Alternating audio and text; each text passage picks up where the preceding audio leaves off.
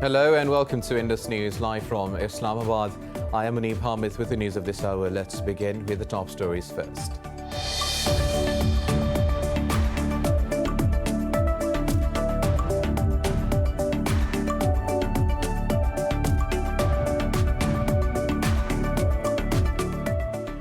Pakistan says India's admission of using FATF against Islamabad vindicates its stance on the matter. The Foreign Office says the Indian Foreign Minister's statement exposed Delhi's true colours and duplicitous role. The statement adds that India has left no stone unturned in casting doubts on Pakistan's progress.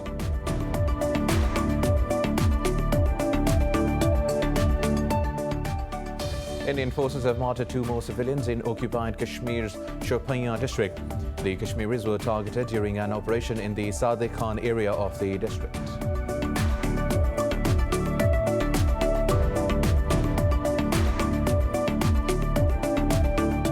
In Pakistan, at least 29 people have died and 41 others injured after a bus collided with a trailer in Dera Ghazi Khan. Rescue officials say the death toll may rise as several of the injured are in critical condition.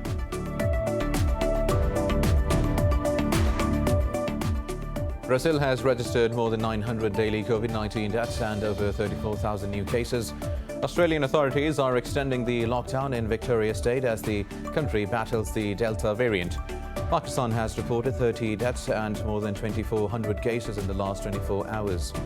Globally, the virus has claimed more than 4 million lives and infected over 190 million others.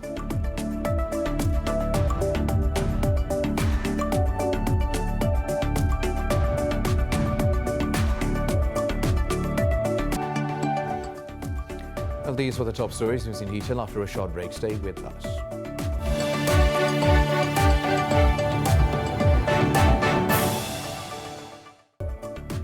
Welcome back. Now let's have the news in detail. We'll start from Pakistan, where at least 29 people have died and 41 others injured when a bus collided with a trailer in Dera Ghazi Khan. Authorities say many of the injured are in critical condition and the death toll may rise. The bus was travelling to Rajanpur from Sialkot when it lost control due to overspeeding. Interior Minister Sheikh Rashid has expressed sorrow over the deaths.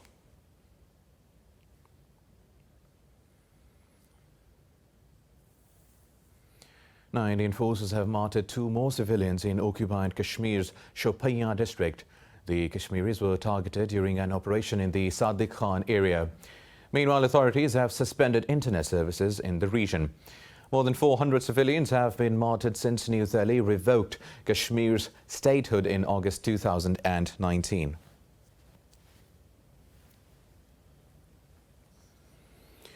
Now, Pakistan says India's admission of using FATF against Islamabad vindicates its stance on the matter. The Foreign Office says the Indian Foreign Minister's statement exposed Delhi's true colours and duplicitous role. In a statement, the Foreign Office said Pakistan has been sincerely engaged with FATF during the implementation of the action plan. Islamabad said Delhi has left no stone unturned in casting doubts on Islamabad's progress through disgraceful means. The Foreign Office added Pakistan is considering approaching the financial watchdog for appropriate action in the matter. The statement said that following the recent confession by the Indian government, India's credentials for assessing Pakistan in FATF as co-chair of the joint group, or for that matter, any other country, are subject to questions. The Foreign Office said Pakistan's immense progress has been acknowledged by the watchdog. Last month, FATF retained Pakistan in the grey list despite complying with 26 out of 27 requirements. But many Indian companies that were found supplying weapons to ISIS have skipped the eyes of the watchdog. As per a US Treasury study, India is one of the largest countries to move money abroad through illegal means. Now, in December 2020, the independent NGO EU DISINFOLAB uncovered a global network of Indian fake websites and propaganda forums aimed at influencing decision-making at the United Nations and the European Union. Operating in 116 countries, the coordinated network of over 550 websites has produced and amplified content to undermine Pakistan and China. The EU Disinformation Watchdog said the operation created several NGOs in charge of events favouring Indian interests. It said the operation had resurrected several dead officials at the UN and used their names in fake reports and statements. EU DISINFOLAB said Indian actors circulated content from fake news outlets on national news agencies targeting audiences worldwide. Now, the network was also found involved in garnering support from international institutions against its adversaries.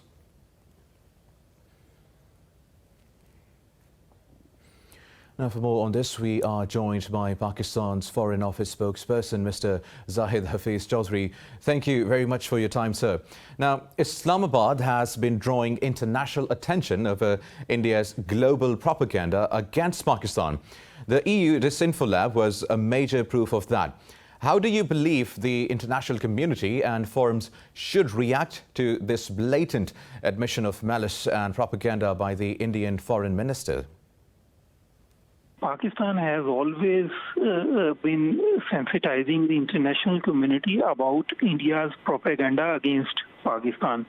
Now, the recent statement by the Indian External Affairs Minister is actually a confession of politicizing FATF against Pakistan by India. The Indian statement, we believe, vindicates Pakistan's long-standing position that India is playing a negative role within the framework of FATF. Pakistan has always been highlighting to the international community that FATF, which is a technical forum, is being politicized by India. Now, the Indian External Affairs Minister's statement, we believe, further corroborates our position on this. Pakistan has been exposing India's negative role to the international community in the past, and we will continue doing that in future also. We also are considering approaching FATF president for an appropriate action in this matter. Right, now, Mr. Chaudhry, we know Pakistan has decided to approach the FATF president in this regard. Can you please share the details regarding that with us? Yes. India is currently the co-chair of the group that assesses Pakistan's progress within the FATF.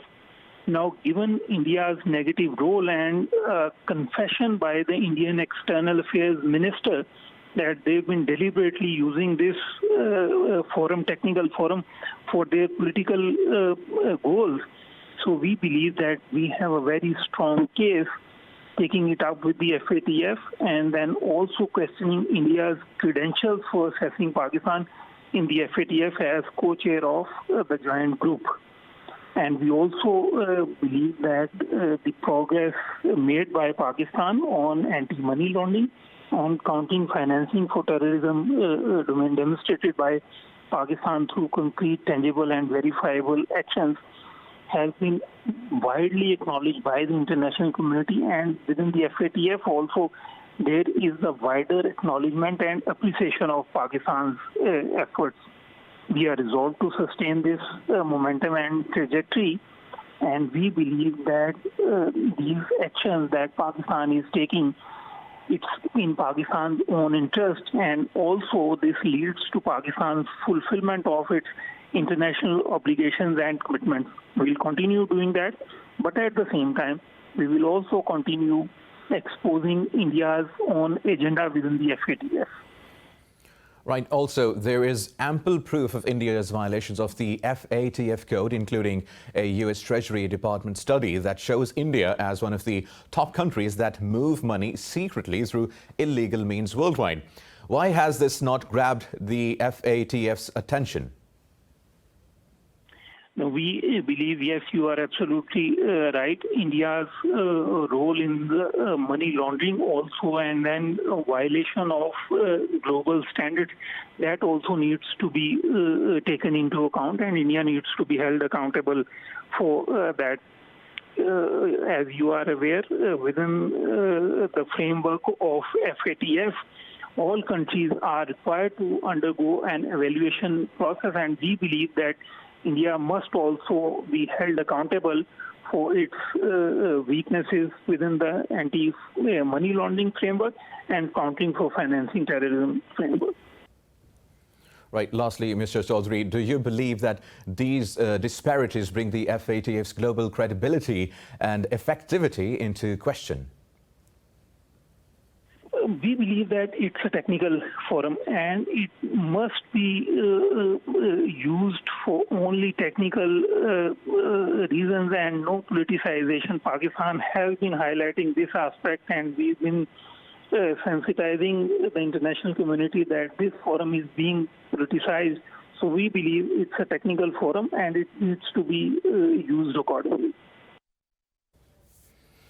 Right, thank you, Mr. Zahid Hafiz Chaudhary, spokesperson of Pakistan's Foreign Office, for talking to Indus News. For more on this, we have with us former Ambassador Asif Durrani. Thank you very much for your time, Mr. Durrani. Now, there has been global criticism of the FATF as it appears to be ignoring otherwise blatant violations of its code by many other countries. Indian companies, for example, were found supplying weapons to ISIS have skipped the eyes of the FATF. How these double standards impact the credibility of the FATF? Well, I think it does. It's a big question mark on the credibility of the FATF administration, how they perceive of the terrorist financing and the actions which Pakistan had taken. Out of 27 conditionalities, Pakistan did fulfill 26. So it is yet to be seen, because I think Foreign Office has taken up the issue with the FATF administration, and hopefully this issue is going to be on the agenda. And if I recall correctly, this question was put when the FATF chairman, he had in the press conference ruled that out of 27, Pakistan has fulfilled 26. But on the issue of taking into account those so-called terrorist organization people, when it was asked that it was all a political question and how can you justify that, so he was speechless. So I think there'll be a lot of activity is likely to take place soon. And in that respect, I think one way, the silver lining is that it would also expose the Indian machinations, which have now been proven by External Affairs Minister Jaishankar's admission yesterday while briefing the BJP members of parliament that it was India which actually did the machination and blocked Pakistan's qualification from grey list to white list. Right, Mr. Durrani, India's anti-Pakistan propaganda in the international arena and at international forums was always suspected. How can Pakistan use this open confession by the top Indian diplomat to shape global opinion in support of Pakistan's stance? India will be exposed on that. I think when it comes to raising or whatever machinations India has been doing against Pakistan, then Pakistan has always been in the forefront, whether it is at the UN level or at the regional level. So I think I'm pretty sure that this will be raised. Lastly, tell us, how does this confession by S. Jaishankar reflect on India's claims of being honest in mending ties with Pakistan? Does it not reflect a two-faced approach? It does. I mean, India, it's not something new. India has been doing that. Just take the example of the Kashmir dispute. Right from, the beginning, when it was India which took the matter to the United Nations. When it was agreed that the plebiscite would be held, India dragged its feet. Now, after 2 years ago, they in fact revoked Article 370 and 35A, which gave special status to the occupied Jammu and Kashmir. Now, so they have been, in fact, cooking their own broth, and they have been eating it too. So this is what has been happening during the past 7 decades. So the double-faced policy which India has been running throughout, especially with regard to Pakistan, is in fact has exposed. And if you recall, the European info labs, which they exposed India's whole racket they have been running to malign Pakistan. So that has been exposed. Pakistan made a dossier against India's machinations, about India's machinations against Pakistan. Those are very much available with the international community, especially the major capitals. So it's a game which is on, and I think both sides are playing, and hopefully a final would come very soon. Right, Asif Durrani, former ambassador, thank you very much for talking to Indus News.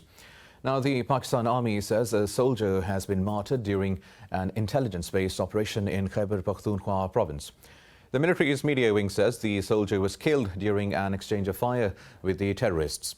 It adds that the operation was being conducted in the Senai Narai area of the South Waziristan district. The army says a cordon and search operation is underway to eliminate terrorists in the area. Now, the Taliban say they did not suggest or agree to any ceasefire during the Doha talks. This clarification comes after the latest rounds of discussions ended without any breakthrough. However, in a joint statement, Taliban and Afghan negotiators pledged to meet again and expedite the peace process. Afghan chief negotiator Abdullah said the top priority of his delegation is to reduce violence. In a series of tweets, Taliban spokesperson Mohammad Naeem said all sides have agreed on the need to prevent civilian casualties.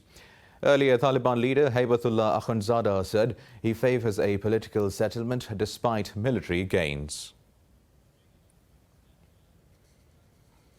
More news coming up in this news bulletin after a short break. Stay tuned.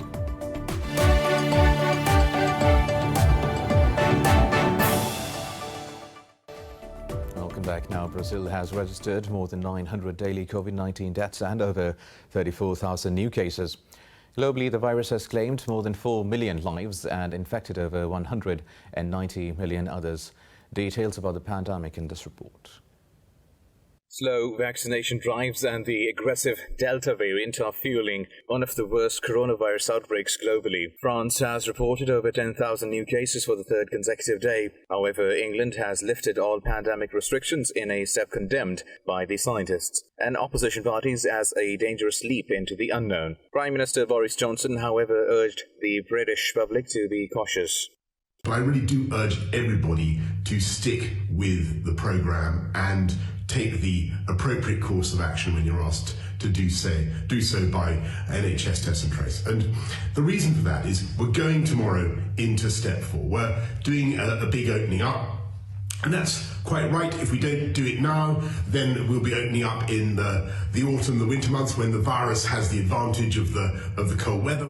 South Korea's anti-piracy vessel in the Gulf of Aden has recorded one of the military's biggest clusters of infections. More than 80% of personnel on board have tested positive. Meanwhile, Moscow city residents welcomed the easing of restrictions.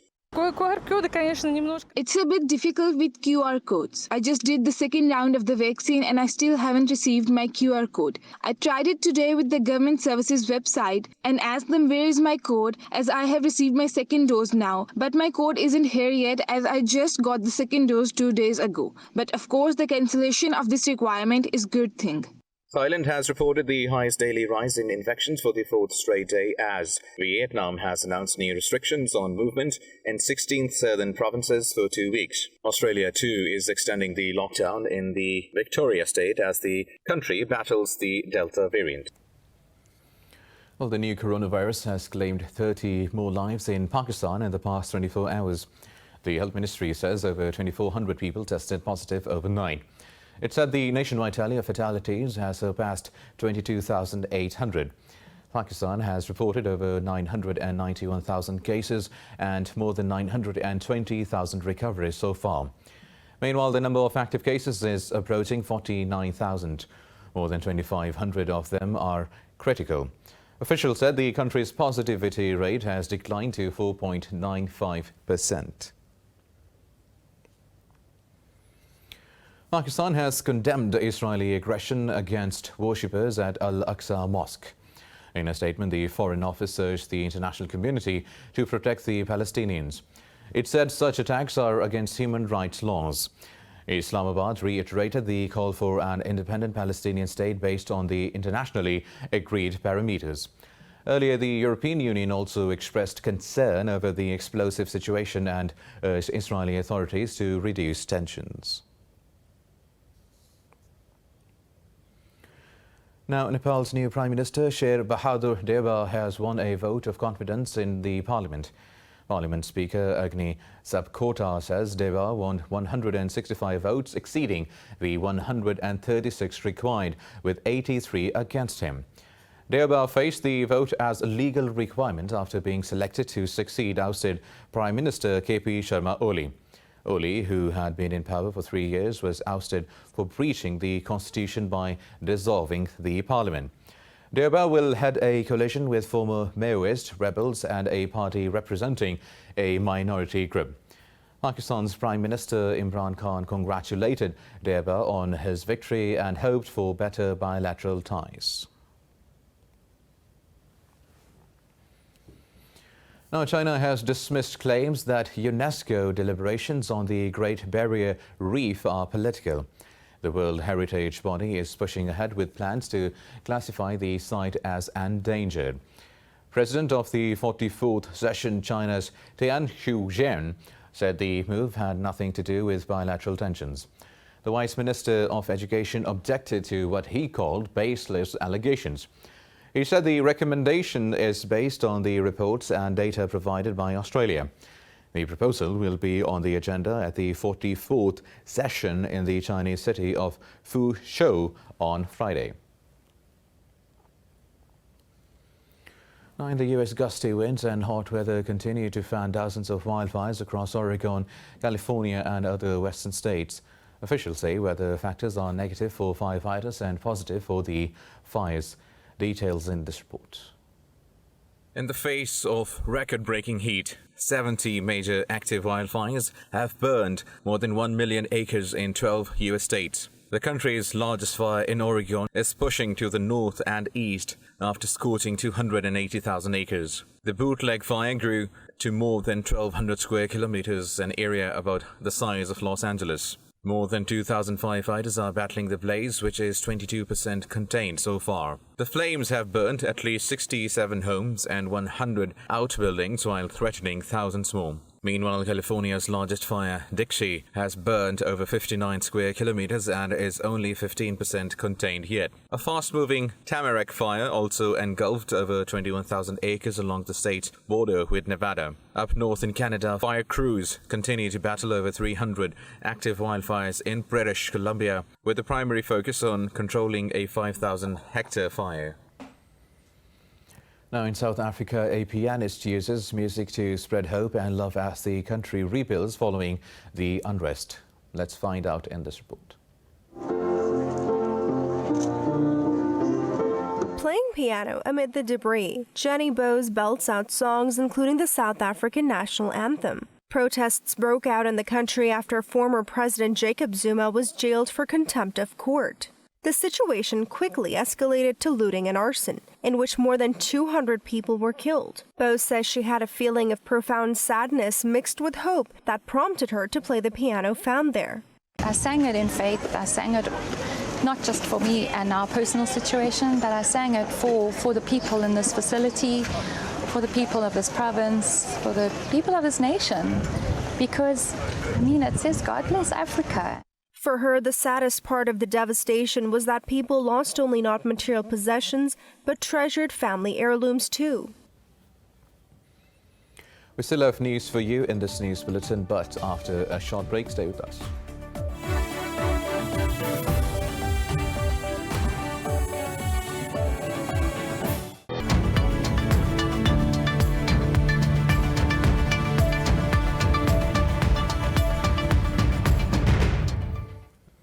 Well, Welcome back. Now, OPEC plus ministers have agreed to boost oil supply after the UAE and Saudi Arabia reached a compromise.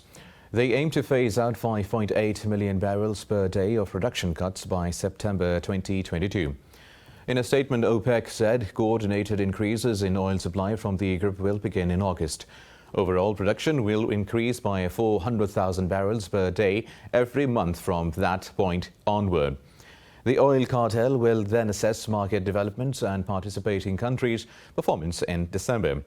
According to the statement, OPEC Plus also agreed on higher output quotas from May 2022 for several members.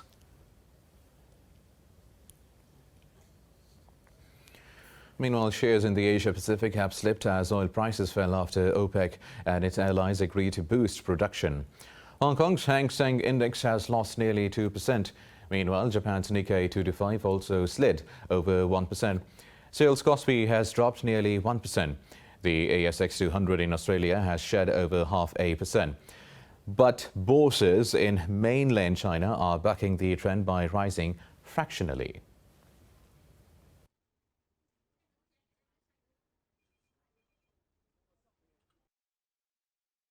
And now for the latest weather updates from around the world, we have Naila Shuja with us.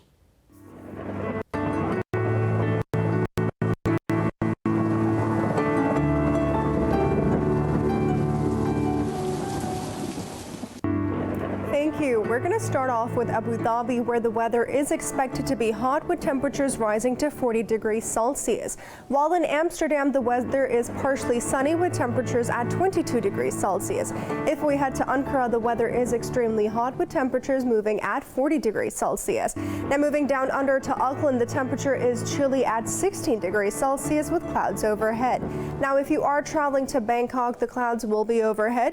Temperatures there will be around 30 degrees Celsius. While in Beijing, there is cloudy weather in the forecast with temperatures at 29 degrees Celsius. While Beirut will experience mostly sunny weather with temperatures at 30 degrees Celsius. Berliners will be experiencing a sunny day with temperatures at 20 degrees Celsius. Now heading to Cairo, the hot sun will be excruciating with 39 degrees Celsius. Down in Canberra, the cloudy weather is keeping things chilly at 8 degrees Celsius. In Islamabad, the clouds are there and heavy rain is expected with temperatures rising to 30 degrees Celsius. While in Jakarta, the temperatures are steady at 32 degrees Celsius with clouds overhead. That's all we have for now. Back to you. Thank you, Naila, for the weather updates. And with that, we come to the end of this news bulletin. For the latest updates, you can follow us on social media at Indus.News.